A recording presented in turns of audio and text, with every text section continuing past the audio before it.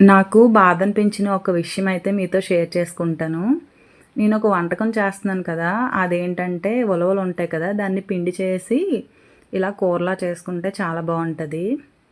ఒక విషయం ఏంటంటే మనం ఫినాన్షియల్‌గా బాలేనప్పుడు, అంటే మనం ఇబ్బంది పడుతున్నప్పుడు మనం ఎలా ఉన్నాం, కొంచెం కొంచెం మనం బావుంటున్నప్పుడు ఎలా ఉన్నామన్నది మనం ఎప్పటికప్పుడే చెక్ చేసుకుంటూ ఉండాలని నేను చెప్తాను.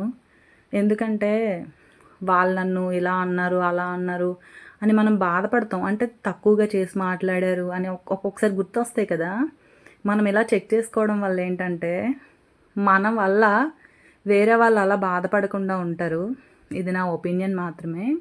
ఇంకోటేంటంటే, ఈ రిచ్, పూర్ ఇలా ఫినాన్షియల్ స్టేటస్ చూసి ఫ్రెండ్‌షిప్‌లు, గౌరవాలు, ప్రేమలు ఇవన్నీ ఎక్కువ రోజులైతే ఉండవు.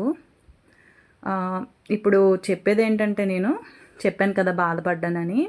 ఒక పర్సన్ లేడీయే నా డ్రెస్ చూసి చీప్‌గా, తక్కువగా మాట్లాడడం అది చేసేదనమాట. ఒకరోజు అలా చేశారు. నాకు బాధ అనిపించిందండి చాలా అప్పుడు. కానీ ఇప్పుడైతే బాధపడనులెండి. అయినా రిచ్‌గా ఉండడం అంటే కొంచెం గుణాల్లో కూడా రిచ్‌గా ఉండాలి.